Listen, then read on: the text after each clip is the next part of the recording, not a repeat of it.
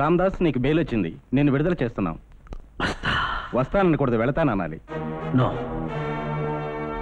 తప్పకుండా మళ్ళీ వస్తాను. ఇద్దరిని చంపి ఒక్కసారి వస్తాను. ఓకే? రామదాస్ గారికి